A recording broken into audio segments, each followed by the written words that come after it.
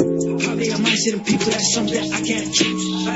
It's Red Dad, Blue Dad, I'm making that paper. Peace, family, peace, family, peace. This your boy Red Dad, Blue Dad, a.k.a. Financial Freedom Fighter, a.k.a. Time Clock Smash. Peace to all my new listeners. Peace to all my new subscribers. Peace to the family. Your boy Red Dad, Blue Dad here for you, baby. Today, you know I got a series called Crypto Real Talk. Just deeper than cryptos and blockchains. It is deeper than cryptos and blockchains. Let me say it again. It is deeper than crypto and blockchains. Now, speaking of crypto and blockchain, you know, we're in a system where I say that you got eyes to see and ears to listen. I really mean that. That means that no matter what race you are, no matter what color you are, if you got eyes to see and ears to listen, you understand what time it is and what's going on, so we can benefit in this fourth industrial revolution, so we can be completely wealthy in the fifth industrial revolution as our children will live through it. But we got to understand there's a system that's been put in place that's very biased based on the color of your skin. And your boy Red Dad, Blue Dad want to say that I think technology can change that. I think cryptos, blockchains, and stablecoin can shake up the system. It can put it on an even playing field. But before then, your boy Red Dad, Blue Dad got to keep the awareness going. So enjoy the videos.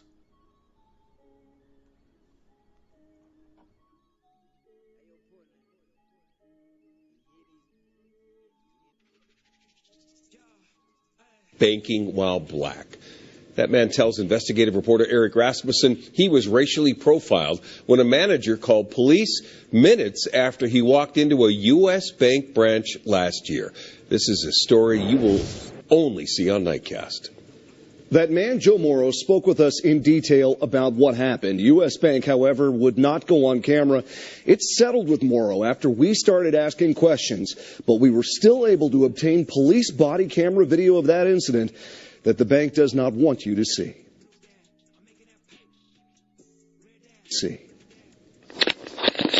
When police got the call to a busy U.S. Bank branch in Columbia Heights last year, a call for a fraudulent check and a suspect posing a threat. How's it going? This is how they found 23-year-old Mississippi native Joe Morrow sitting in a chair in the bank manager's office, leaning back with his hands folded. Police blurred out branch manager John Asquith, as state law requires, because he did not want us to see or hear him in the video. Morrow wanted everyone to know what happened. I just got through working like 12 hours, I think. His job at UNFI, a grocery supplier better known as SuperValue in Hopkins. Closer to home, Morrow stopped here at U.S. Bank in Columbia Heights to cash his paycheck for $900. Despite having an account, that simple transaction was anything but. They was all looking at me and just staring at me. And then looking at the check and then staring at me again. I'm already knowing like what they thinking, the check fake. The manager, he came over and said, "Joe Morrow, your check fake." And I said, "What?" He said, "You people are always coming in here with fake checks." Who do you think he meant? Black people. I work there, bro. And I'm a recruiter too, bro. Morrow continued pleading his case with Police Sergeant Justin Pletcher in the room. Morrow's claim of racial profiling immediately met with this warning. Joe, I need you to calm down, first of all, okay? Don't say anything stupid because you're just going to get arrested for it. All right. Still sitting in the chair as the sergeant held his ID and his check, Morrow insisted it was the bank who owed him an explanation. They called me I'm telling everybody to know this is a fake check. That ain't no fake check. I work there. We could confirm that. 2 minutes later. What's it there? Joe. A second officer arrives, and the bank manager asks police to take Morrow to an adjacent office. The manager told the officer, "Like, can you get him out of my office? He might touch anything on my desk." I'm like, what? That's when I got super mad. Like, what? I'm gonna touch something on your desk. Joe. That anger only visible for a second. Joe, let's go over there, man. When he complies with officers' orders and stands up. Okay, let's handcuff him. A split second, Morrow says he'll never forget. Like, definitely when I got handcuffed and stuff, everybody looking like. When I'm coming out of his office, I was handcuffed, so people looking. How did that make you feel? Like crazy, like I'm a criminal or something, like I'm doing like something bad, like I actually came here with a fake check. In his report, the sergeant later wrote that Morrow flexed at John, the bank manager, in a threatening manner. I didn't threaten him. I got up, like, you know, in the like, you know, like a mad. Do you have anything on you that could hurt harm hopefully in any way? Still handcuffed, Morrow offered more evidence of his innocence. I got the checks done. Neil said what day it started and all that, and how many hours I worked, all that. I could have came here and showed them that. According to the police report, the bank manager said he'd received a lot of fraudulent checks using the UNFI logo.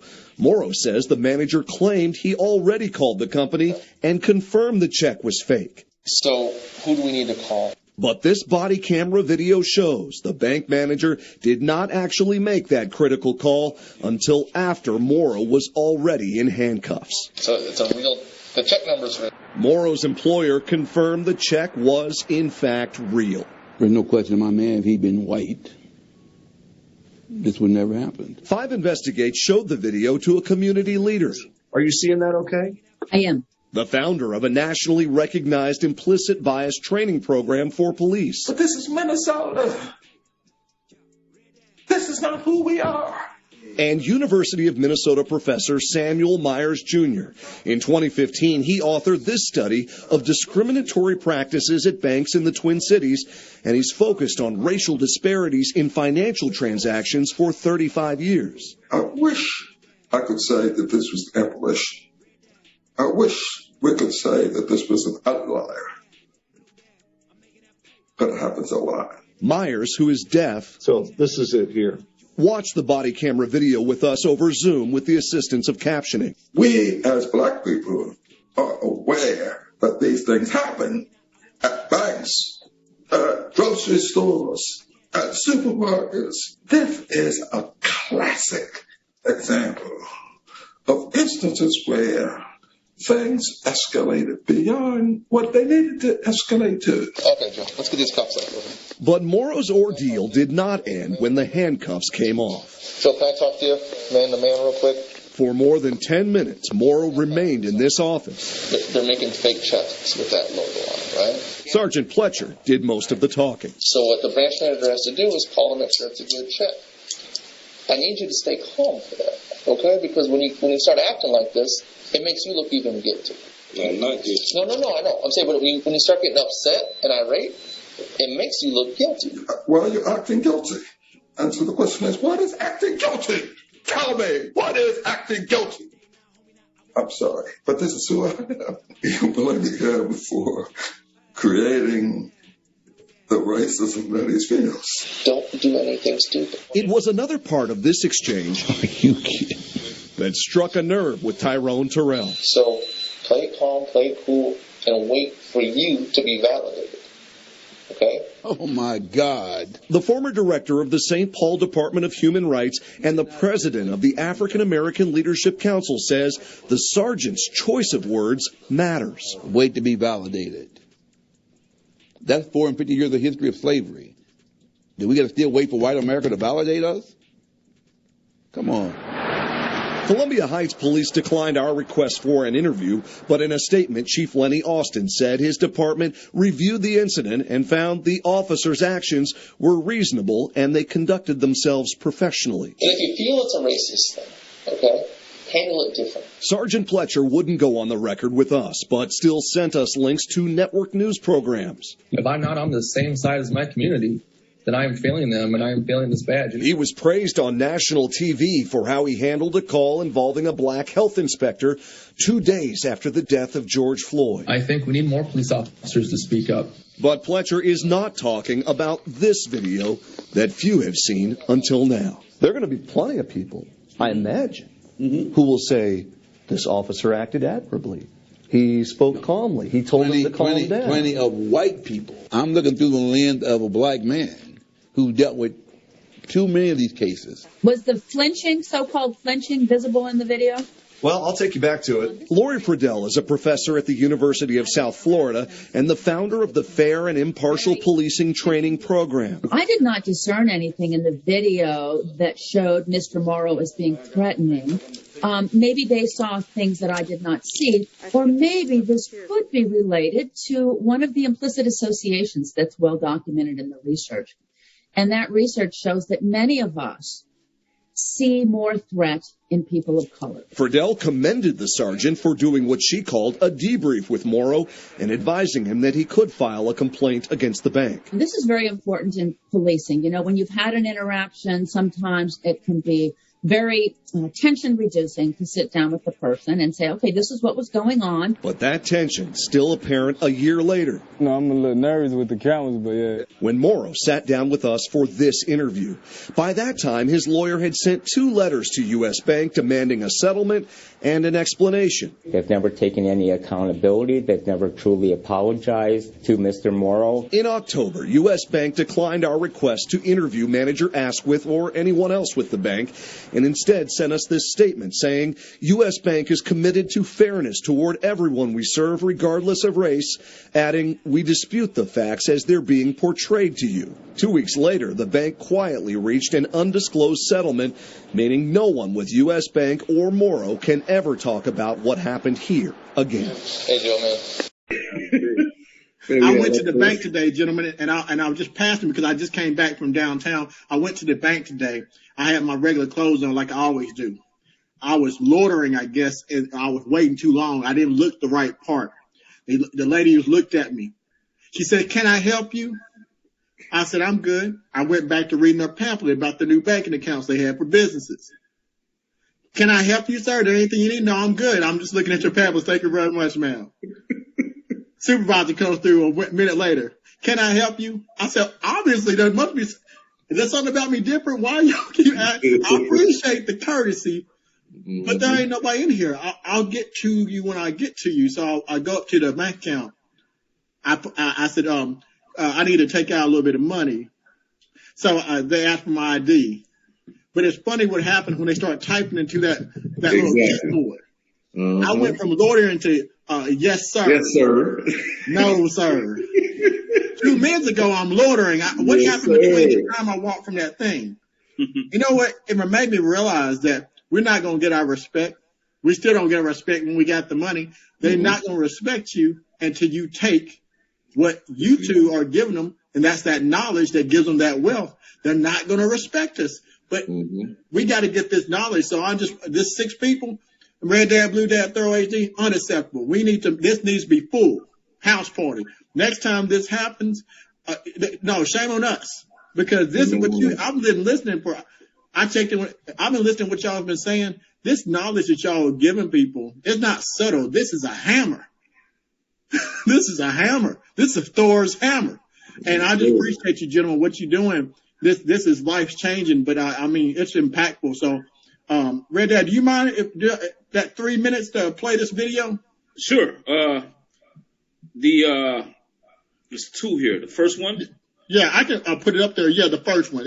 When the police barricaded the area around Brown Chapel, SNCC withdrew from the Selma campaign in frustration.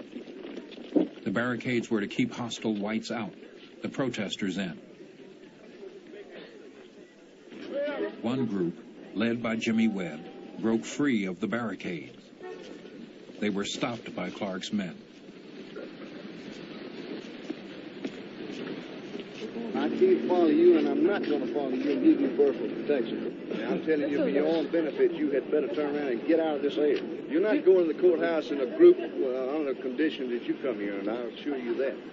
All we would like to do, sir, is to go to the courthouse is closed. There's no business there. We don't want to go in the courthouse. All we want to do is go to the lawn of the courthouse, kneel in prayer, and we'll gladly return. You take your prayers back to your church. That's a proper place to pray. Sir, I'm sure that God will hear your prayer just as well down there as it will up here, but you're not going on this courthouse alone. Sir, whenever there are men who are in sinful conditions, prayer should be uttered wherever they are. Well, why don't you pray where you are? Go back down there and pray. You think you're lily white? You think you're not sinful? No. Well, then go back to your church and pray. Well, sir, can we pray together, you and I? You do your praying. I do mine, big boy. You don't pray for me. I don't want you to pray for me. Well, will you pray for us? Because I don't think your prayers get above your head. Well, will you pray for us? No, I'm not going to pray for you. I'll tend to my business. You tend to yours. Now, you better move these people out of here. Sir, we're trying to protect you. Sir, sir, I don't have to love anybody I don't want to love. Sir, you do your own loving. You love your little niggas. I love who I please. Do you believe in equal justice for all? I believe in justice. Do you believe in equal justice? I don't believe in equal nothing. There's no two people in this world alike, and they are not equal on any terms or conditions. There's no two peas in the world alike. No two pieces of money nor nothing else. Then, sir, are you saying that if I have a quarter and I'm black and you have a quarter and you white, then my quarter isn't as worth as much as your quarter? That's your quarter. My quarter is worth? I'll decide what my quarter is worth. You use yours and I'll use mine. You buy you a catfish sandwich and yours. I have nothing else to say. What's the deal here now? You people in this small group want to turn and walk on back to the group. The rest of the group's down there waiting on you. Do you have your protection?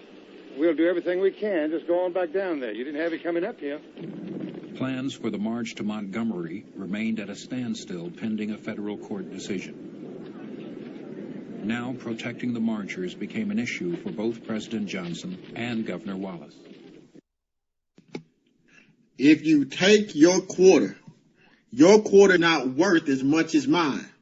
You got your quarter, we got our quarter, ain't nothing in this world equal. And we got Thorough HD, Red Dad, Blue Dad giving you it for free. What we fighted for is now, and it hasn't changed. It's not going anywhere. And the thing about it is, it's so subtle, it's like vapor. You can't touch it.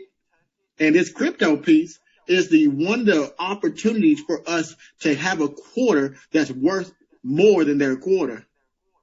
But if we continue not to pull our money and not take these opportunities, not to be up at 10:30 at night listening to Thorough HD and Red Dad, Blue Dad give it to you for free about these stories of success, community building, then we might as well hear the truth that your quarter is not worth as much as their quarter, and their prayers only go as high as your head, because that's what we're going to have. That's what I saw today in 2021. It wasn't until I stepped to the plate and they clicked into a database to see what I got in a bank account before they give you respect. That's not the way it's supposed to be. It's not gone. It's not gone. So in 2022, we got to do something different. It's not good enough. That's why I aligned myself with Red Dad and Blue Dad from day one. I saw this man going in the community, put his life at risk. How many people are going in the community, putting their life at risk? He could have died at any time, could have caught COVID, could have did whatever, could have died any time over there teaching truth. Family, do you think cryptos, the adoption of cryptocurrency, stablecoins, blockchains, do you think it can close the wealth gap? Not only close the wealth gap, do you think that it can change some of these biased systems that have been put in place for hundreds of years? Leave in the descriptions what you think, family. Thank you for supporting my channel. Thank you for listening. Until next time, this has been your boy Red Dad Blue Dad on this Real Talk, deeper than cryptos and blockchains, where we use technology not only to close the wealth gap, but to change how we move in a biased financial system by using peer-to-peer, so on and so forth technology. Technology can make this an even playing field. Technology could be a build back better. That's why your boy Red Dad Blue Dad rocking with technology. So peace and love, love and peace. Get poor every day now, homie, now I won't lose. Probably a mindset and people, that's something that I can't choose. It's Red Dad, Blue Dad, I'm making that paper. Yo, Red Dad.